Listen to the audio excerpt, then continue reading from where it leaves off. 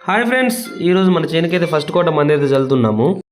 నేనైతే ఎకరానికి ఒక డిఏపి కట్ట అరకట్ట యూరియా అయితే తీసుకున్నాను. నేను ఈ వీడియో చేయడానికి ముఖ్య కారణం ఏంటంటే మన దేశానికి వెన్నుముక అనే రైతు గురించి.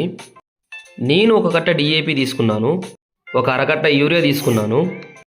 ఈ ఏసంగి పంటలో మొగిపురుగు ప్రభావం ఉంటుంది కాబట్టి నేనైతే క్లోరో 50C తీసుకున్నాను.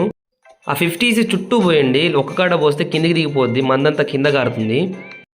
మందంతా ఒక్కసారిగా శుభ్రంగా కలుపుకుందాము. వేరు వ్యవస్థకు మరియు దుబ్బుకు భూమిలో ఉన్న పోషకాలు అందించడానికి ధనుక కంపెనీ వారి మైక్రో సూపర్ అయితే తీసుకున్నాను. ఇది ఎకరానికి 4 కేజీలంట.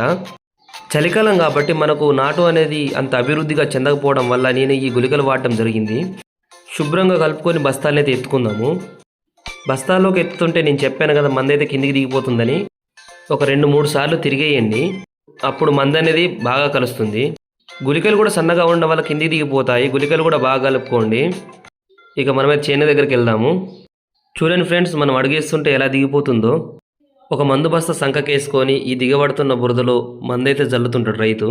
ఈ వరి పంట రావడానికి రైతుకు 120 నుంచి 130 రోజులు పడుతుంది.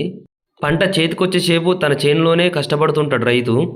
రైతన్నల గురించి మనం అందరం ఆలోచించాలి. జై జవాన్, జై కిసాన్.